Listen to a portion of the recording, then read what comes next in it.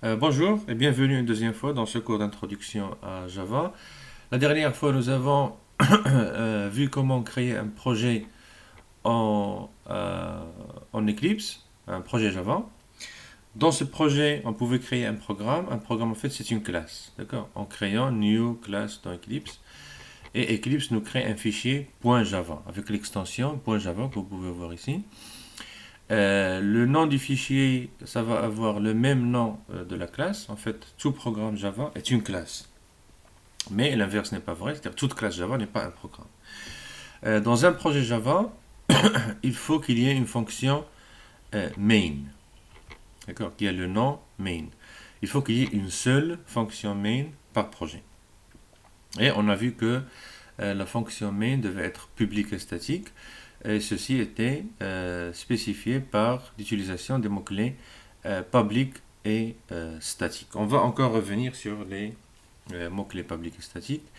À l'intérieur du programme, nous avons déclaré une variable de type string, chaîne de caractères, et nous l'avons initialisée. Bon, la dernière fois, la syntaxe que nous avons utilisée, c'était string message reçoit bonjour. D'accord, donc on n'avait pas utilisé ça. Donc c'était en même temps, nous avions déclaré et initialisé une variable. D'accord, donc déclaration et initialisation du variable qu'on a appelé message de type string, c'est-à-dire chaîne de caractères. D'accord. Donc en Java, pour déclarer une variable, c'est la syntaxe est la suivante. Type de la variable et le nom de la variable. On est libre de lui donner le nom qu'on veut. D'accord, donc c'est la syntaxe. Type de la variable, ça peut être string, comme on a vu, ou ça peut être aussi des types comme un entier. Par exemple,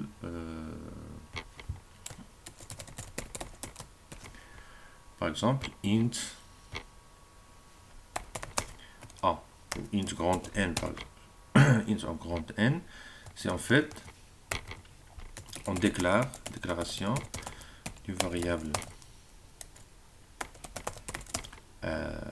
n de type int, c'est-à-dire entier.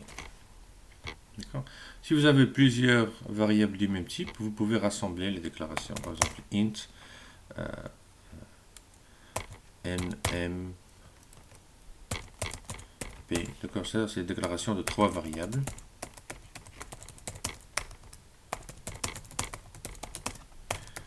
Trois variables de type nm et p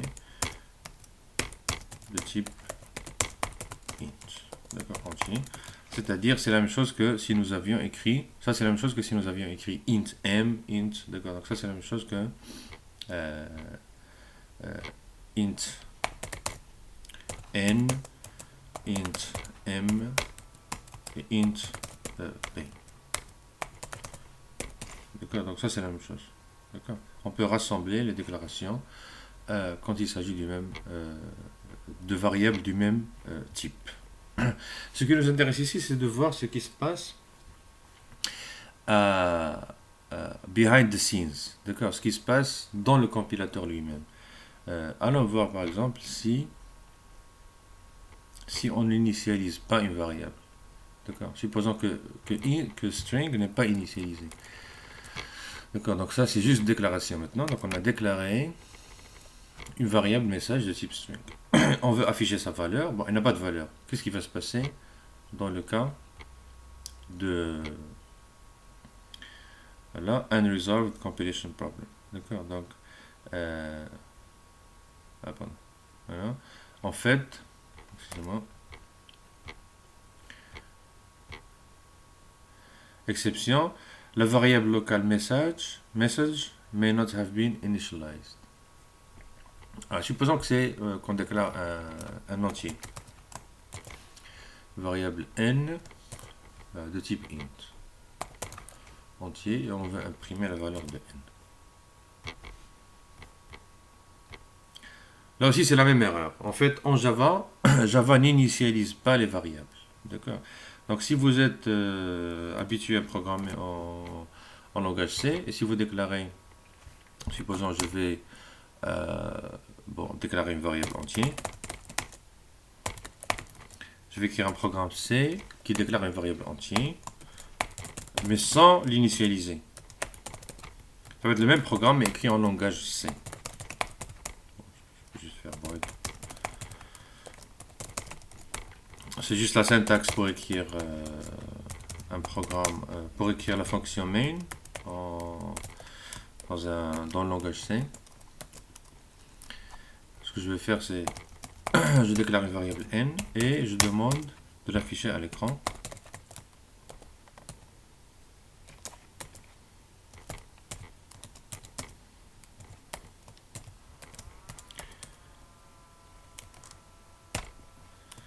D'accord. Donc ce que j'ai, c'est, je peux voir ce que j'ai écrit ici. Je vais aller compiler le programme. Pas d'erreur. Voilà. Je vais créer un exécutable.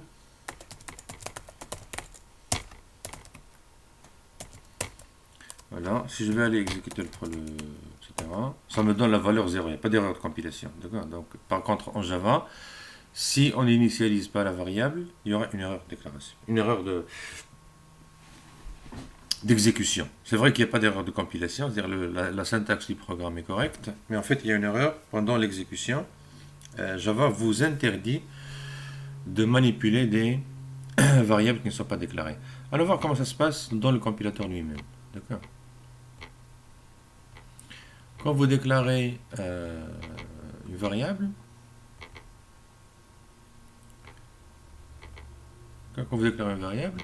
je vais déclarer par exemple 2 entiers et je vais déclarer par exemple 2 chaînes de caractères, string. Alors ce qui va se passer, le compilateur va créer ce qu'on appelle une table des symboles et dans cette table de symboles, alors le compilateur va créer une table des symboles pour associer à chaque variable. D'accord, pour chaque variable, il va associer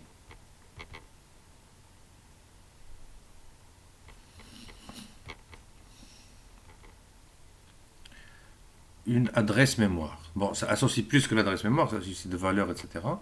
Mais ce qui nous intéresse ici, c'est juste les adresses. Donc, la variable, il va associer à chaque variable une adresse en mémoire.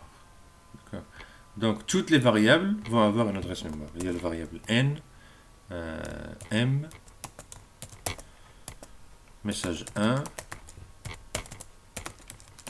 message 2. À toutes ces variables, il y aura une adresse mémoire associée. Par exemple, la variable n, il va lui associer une certaine adresse mémoire. C'est pas 300 500. D'accord.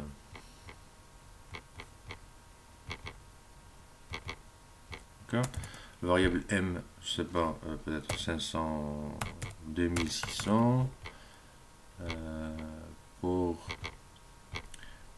message 1, ça va être dans l'adresse, je sais pas quoi, 500 604. Et ensuite, message 2, ça va être dans une certaine adresse. D'accord, je sais pas, 800 602, quelque chose comme ça. D'accord. Et, alors, et maintenant, ce qui nous intéresse, c'est quand on initialise les variables. D'accord. Maintenant, ce qui nous intéresse d'abord, c'est qu'est-ce qui se trouve dans ces zones mémoire. Alors, ce qui va se trouver, c'est dans la zone, par exemple, 3500.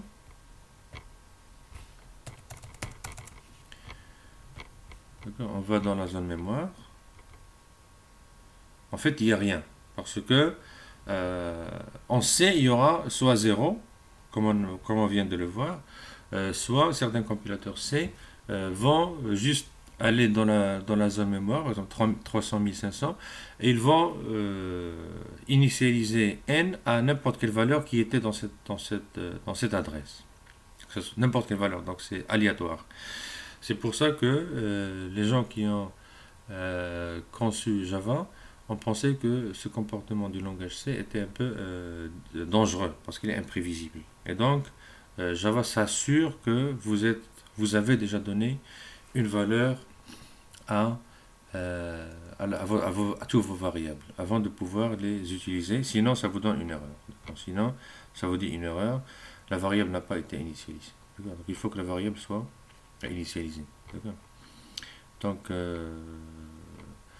on va aller à 300 500. On va trouver effectivement un espace mémoire, mais vous ne pouvez pas accéder à cet espace mémoire. D'accord.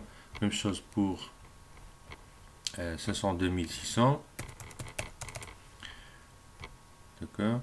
Vous allez trouver un espace mémoire qui va stocker ici la valeur de la variable m. D'accord. Et même chose pour message 1 et message 2. Pour faciliter la notation, on va se contenter d'un seul type, d'une seule variable de chaque type, donc un entier et une chaîne de caractères. Donc on n'a pas besoin de ça. C'était juste pour donc on va appeler ça message 1. Bon.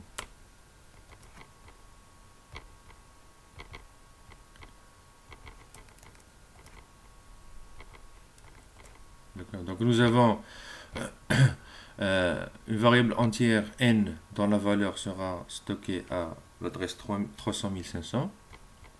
Et nous avons une variable message 1 ou message simplement. Message de type chaîne de caractères et qui sera associé à l'adresse mémoire 500 604.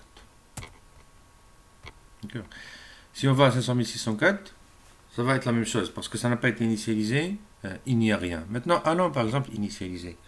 Supposons que je vais initialiser, n est déjà déclaré, je vais utiliser n à 104 par exemple. Dès que j'initialise n à 104, le compilateur va donner va mettre ici dans cette zone la valeur 104, simplement. D'accord. Quand je fais par exemple message reçoit bonjour, là les choses sont un petit peu différentes. On va pas mettre ici bonjour, mais on va mettre une autre adresse. D'accord. Ce que le compilateur va mettre ici, c'est une autre adresse mémoire. C'est quoi par exemple 900 000, 100 500, quelque chose comme ça. D'accord. Donc là, la valeur de la variable message, ce n'est pas la chaîne de caractères bonjour, c'est une adresse. Et si on va à cette adresse, 900 500, on va trouver en fait une zone plus grande et qui est en fait un objet. D'accord. Qui est un objet. On va y trouver la valeur bonjour.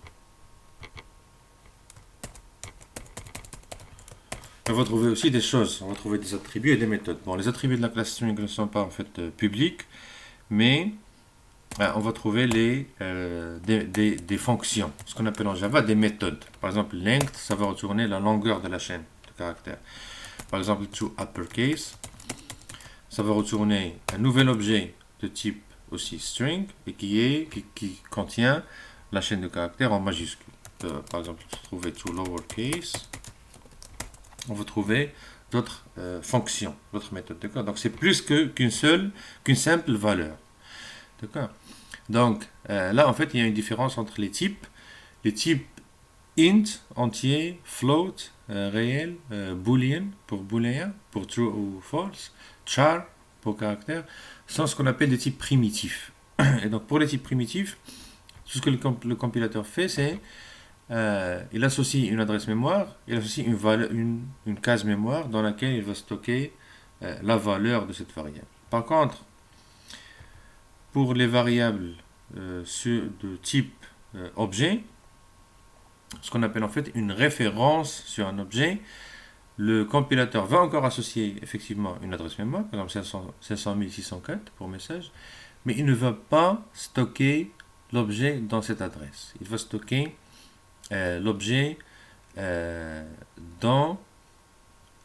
il va y mettre l'adresse d'un autre emplacement mémoire où il y aura quelque chose de plus grand. Il y aura en fait un objet. D'accord. Allons voir par exemple allons voir par exemple les fonctions, là, les méthodes. D'accord. Si je vais initialiser maintenant, bon, ça je vais maintenant avoir un string, message, donc déclaration des variables,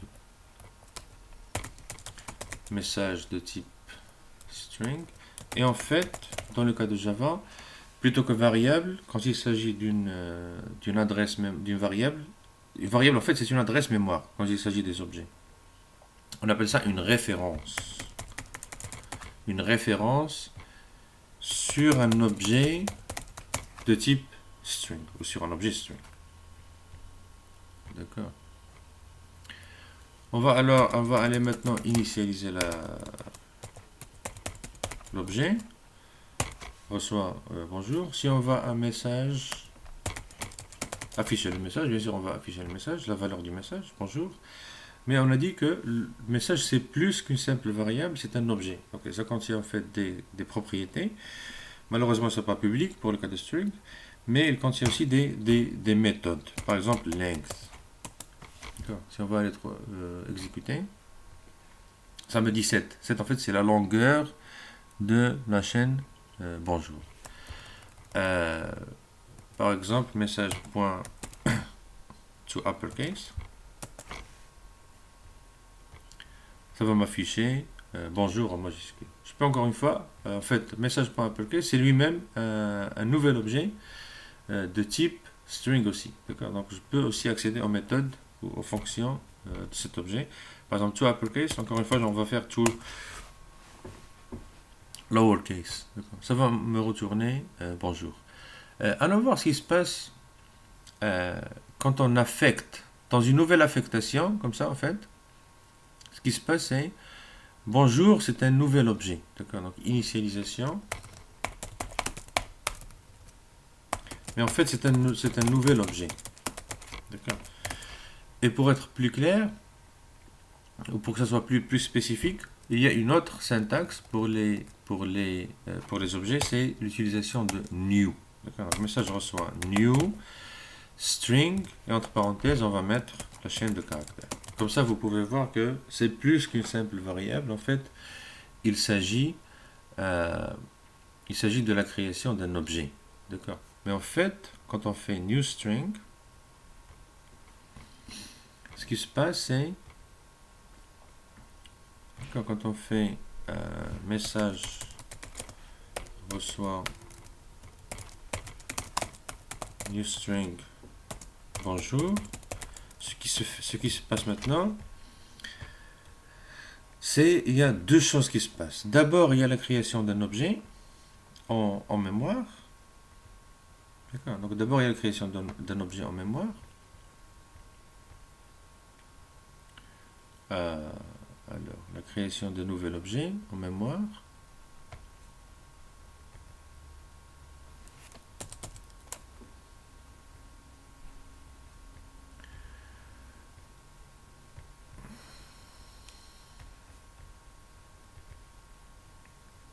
Avec une certaine adresse. 700 600 par exemple. Et vous savez ce qui va se passer. On va mettre 700 600 dans message. C'est ce qui va se passer. D'accord. Donc il y a deux choses qui se passent quand on fait message reçoit new string. D'abord, il y a la création d'un objet. On lui donne une certaine adresse. La création d'un objet, bien sûr, dans une certaine adresse. Mais ce n'est pas une variable. Il n'y a pas d'entrée dans la table des symboles. D'accord. Parce que ce n'est pas une variable. Mais l'objet est bien là. L'objet est bien créé en mémoire. Et ensuite, on va dans la zone message. Message, ça correspond à l'adresse 500 604. 500 604. Mais maintenant, qu'est-ce qu'on va trouver dans 500 604? Ce qu'on va trouver, c'est la nouvelle adresse 700 600. D'accord. Allons voir des exemples plus clairs.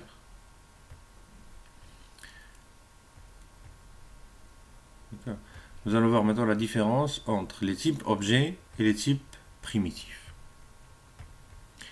Si je déclare deux variables, int n et m, d'accord, je donne à n une certaine valeur, 105, et je donne à m la valeur de n.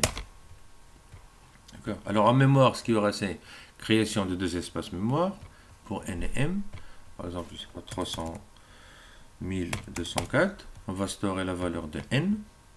D'accord. Donc dans la table des symboles, n sera associé à 300 204. On ne peut pas y accéder. Ensuite, une autre adresse mémoire, c'est pas quoi, 400 000, si vous voulez, 400 100 par exemple. Là, on aura la zone correspondante à M. Il n'y a pas de valeur. Donc le compilateur maintenant vous interdit d'accéder à ces zones. Quand on fait n reçoit 105, ce qui va se passer, c'est que le compilateur va à cette adresse-là, 300 204, et il va simplement y mettre la valeur de 105. La valeur 105. Aussi simple que ça. Quand on fait une affectation, m reçoit n, une affectation, le compilateur va aller à la zone, à l'adresse mémoire qui correspond à n, c'est l'adresse mémoire 300 204, il va aller trouver la valeur. La valeur c'est 105, et il va la mettre dans l'adresse 400 100. C'est aussi simple que ça. 400 100. Et il va copier la valeur 105. D'accord. Donc on copie la valeur. D'accord. Par contre, pour des objets, donc on va aller trouver ça dans un, on va aller faire ça dans un exemple. Par exemple, je déclare n et m de type entier. N reçoit une certaine valeur, 105. M reçoit n. Et on va afficher la valeur de n, de m.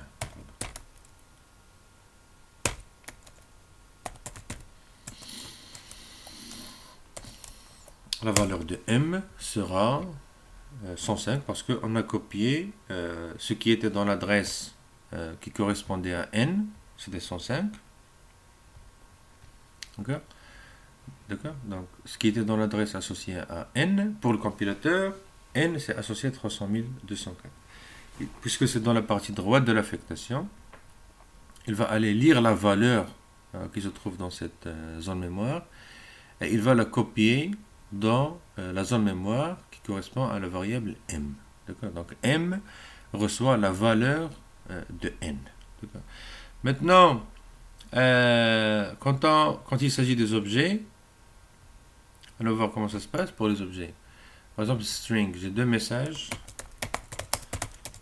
String, message 1 et message 2. Message 1 reçoit new string ou une chaîne de caractères directement, c'est la même chose. New string, bonjour, ou simplement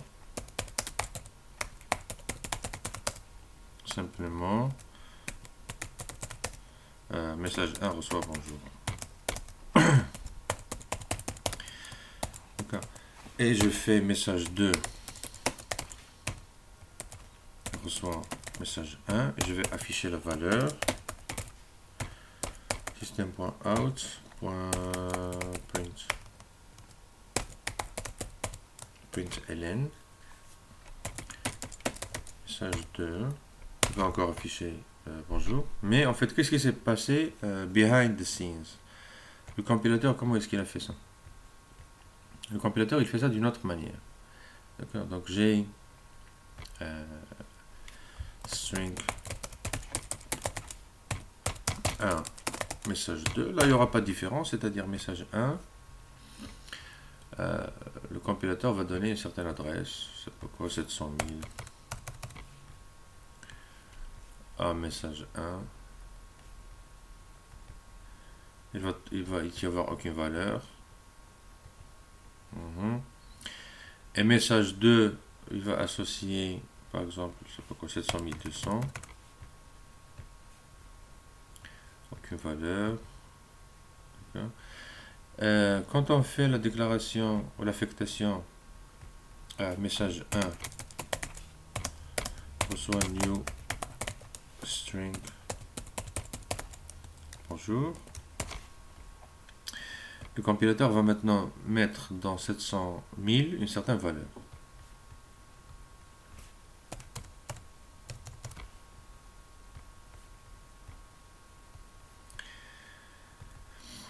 Il va mettre maintenant une certaine valeur. Ce qu'il va mettre, ça ne va pas être la chaîne, on vient de le voir ici, reçoit bonjour, reçoit new string, en fait, il ne va pas mettre ici la chaîne de caractères bonjour. Il va mettre l'adresse, une autre adresse. L'adresse c'est un autre emplacement où il y aura l'objet. Donc là, il y aura une adresse. Je sais pas, 800 604 par exemple. D'accord. Et dans cette adresse 800 604, on aura dans l'adresse 800 604, en fait, on aura l'objet. On aura l'objet.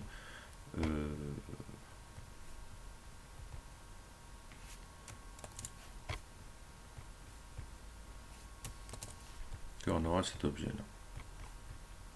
D'accord. Maintenant, quand on fait une affectation, message 2 reçoit message 1.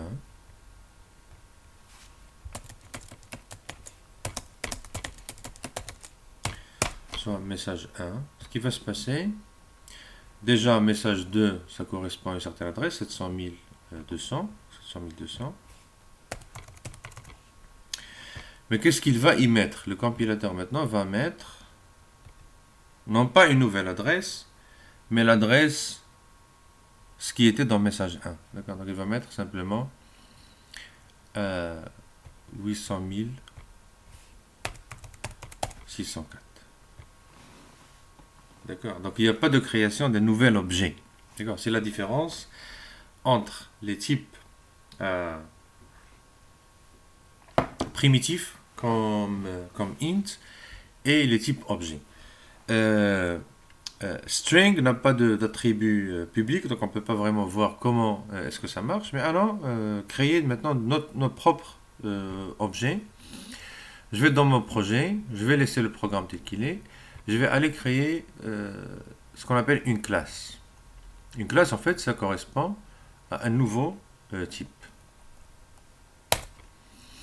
Une classe que je vais appeler la classe A. D'accord, simplement. Il ne contient pas de fonction main parce que dans un projet Java, seulement le programme principal doit contenir la fonction main. D'accord. A.Java. Voilà. A.Java. On va lui donner des propriétés. Par exemple, bon, plutôt que A, attends, pour que ça soit plus clair. D'accord. Ou bon, on peut mettre A, d'accord. Et ça va avoir une propriété. Valeur. D'accord. C'est bon. Bon, je vais la mettre publique. Bon, c'est pas grave. Int valeur. D'accord. Maintenant, ça c'est une classe. En fait, c'est comme un nouveau type. C'est comme si j'ai défini un nouveau type. Maintenant, je peux aller déclarer. Je peux aller dans mon programme et déclarer A, A1 et A2. D'accord. A1 et A2 sont deux références, de deux références aux variables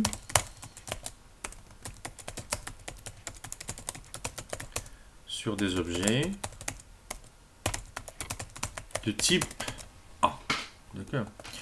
Et je vais mettre A point, A1 point valeur. Je reçois par exemple 15. D'accord. Parce que c'est pas public, hein. Il faut que ça soit public. Attends.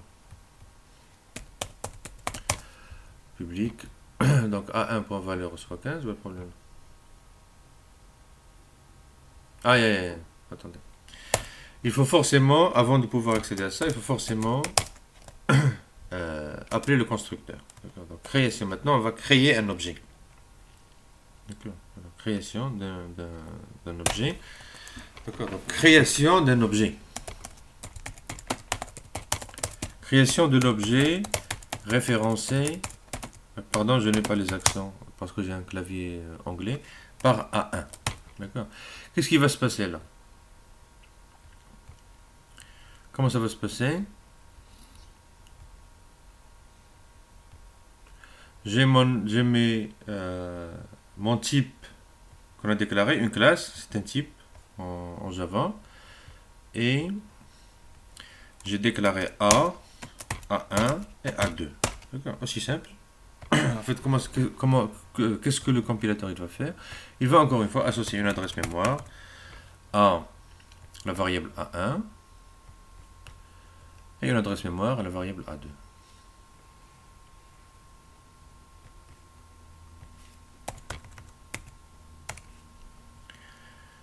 Une adresse mémoire à la variable A2, qui ne contient rien. D'accord, je ne peux pas y accéder. Il y a un instant, quand j'ai voulu accéder, elle m'a dit non, la variable n'a pas été initialisée. D'accord, ça c'est la variable.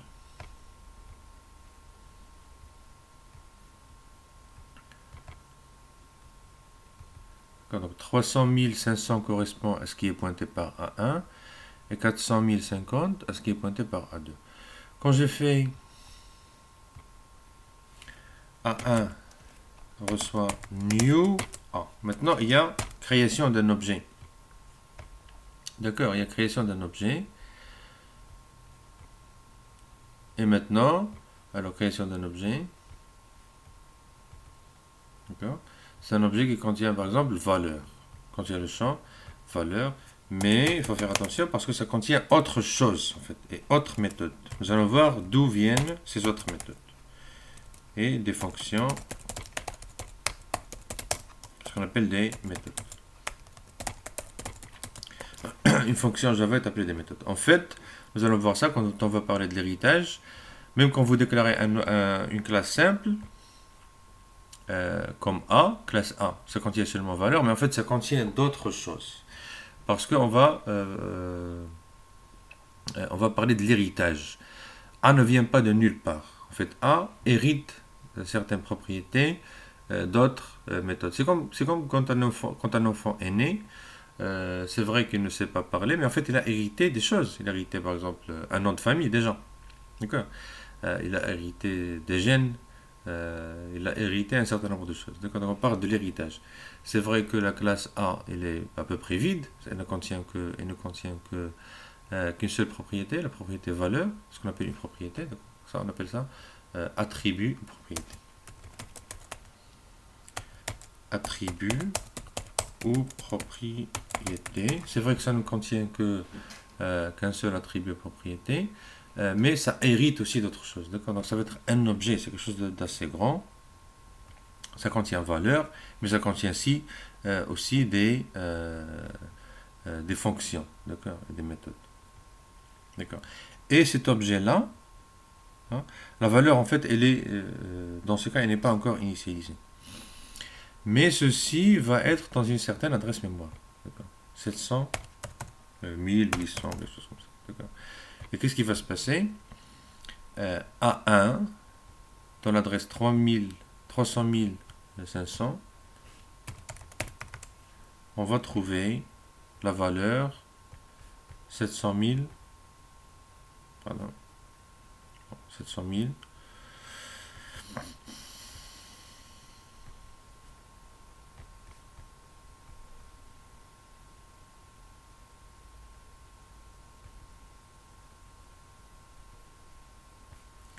on va trouver 700 800. D'accord. Et on va mettre, quand on met A1 point valeur, d'accord, donc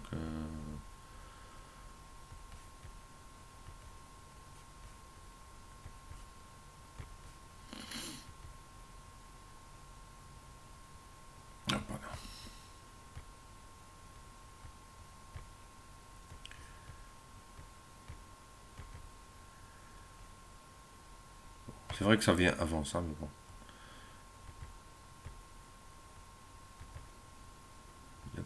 Quand on va mettre A1 point valeur, quand on va mettre A1 point valeur reçoit 15, dès qu'on met ça, le compilateur va aller à A1, il va trouver la valeur 700 800 et il va aller à valeur, il va la mettre égale à 15. Donc c'est ce qui va se passer. La valeur est égale à 15. D'accord, c'est ce qu'on a vu. Par exemple, system.out.println a1.valeur. On va trouver a1.valeur est égal à 15. Maintenant, qu'est-ce qui va se passer si on fait A2 reçoit A1? D'accord? Et on fait A2.valeur reçoit par exemple 8000. D'accord? Et on va encore une fois afficher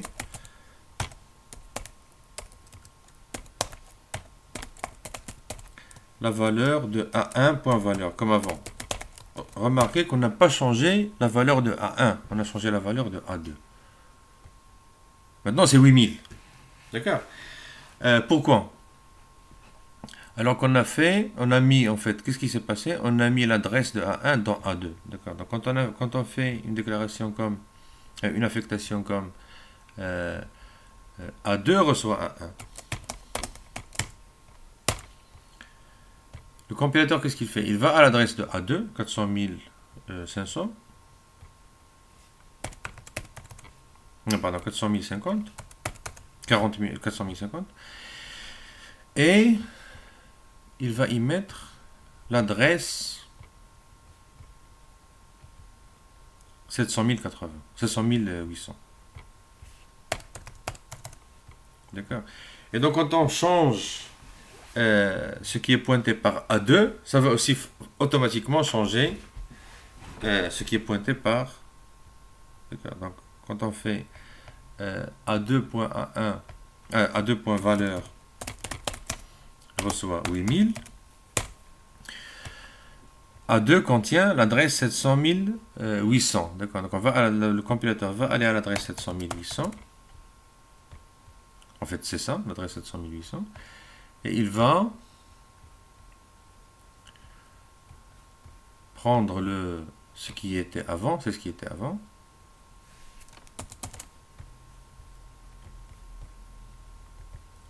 C'est ce qui était à l'adresse 700 800. Et il va y mettre... On va mettre ça à... Pardon. Il va aller à cette adresse-là.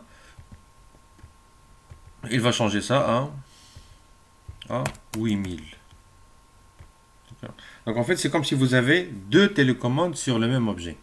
C'est comme si, ce qui se passe ici, c'est comme si vous aviez, alors vous prenez cette adresse-là, vous avez un objet, c'est une zone mémoire, d'accord? Un objet, une zone mémoire. D'accord, c'est un objet de type A1, c'est une zone mémoire.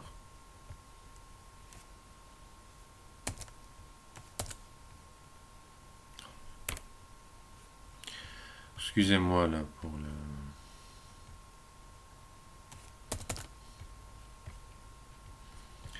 Vous avez un objet, c'est à l'adresse 700 800, n'est-ce pas? Et c'est comme si vous avez en fait A1 et A2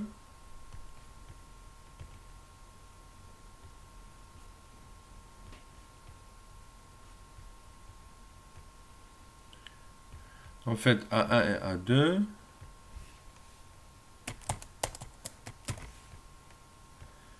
sont comme deux télécommandes, si vous voulez, sur cet objet-là.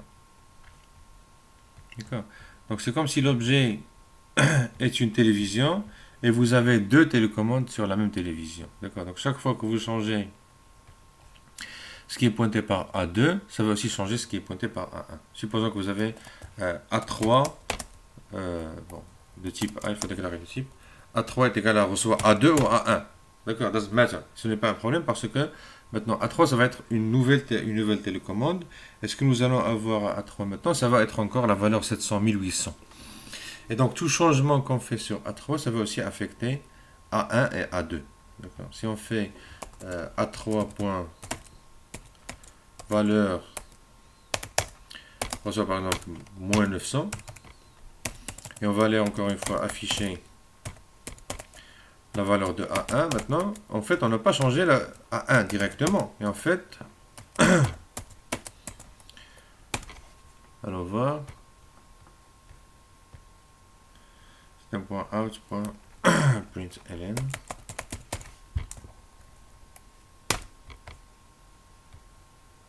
C'est moins 900. La valeur de A1 a changé. Et la valeur de A2 aussi, elle a changé aussi. D'accord. Donc ceci va avoir des implications très importantes pour la suite. C'est que pour les types primitifs comme int, etc., le passage se fait par valeur. Par contre, pour les types objets, le passage se fait par paramètre. Parce qu'un objet, une variable de type objet, il contient l'adresse, n'est-ce pas? Donc, par exemple, quand on déclare, quand on fait message 1 reçoit new string, on met l'adresse d'un objet. D'accord? L'adresse de l'objet qui correspond à cet objet-là. D'accord? Qui correspond à cet objet-là. D'accord? Donc, j'espère que ça a été clair. On va encore revenir sur cette notion de passage par valeur et passage par référence. Elle est très importante pour la suite. D'accord? C'est-à-dire, si on ne fait pas la différence entre le passage par valeur, comme c'est le cas pour les types entiers, et le passage par référence, on aura des difficultés pour comprendre la suite. D'accord? Donc, un objet, c'est comme une télévision, c'est une zone mémoire, un objet. Donc, quand on parle d'un objet, on parle d'une zone mémoire. Par contre, l'objet, ce n'est pas le nom référencé. D'accord? Quand on fait A1 reçoit new A, un nouveau A est créé, c'est vrai. Mais en fait, A1, ce n'est pas l'objet lui-même. A1, c'est juste une référence. C'est comme une télécommande pour pouvoir manipuler l'objet. On va encore, donc, la prochaine fois parler sur ça en plus de détails. Donc, j'espère que ça a été utile. Si vous avez des questions, vous pouvez les écrire dans les commentaires. Merci beaucoup. À la prochaine fois. Bye bye.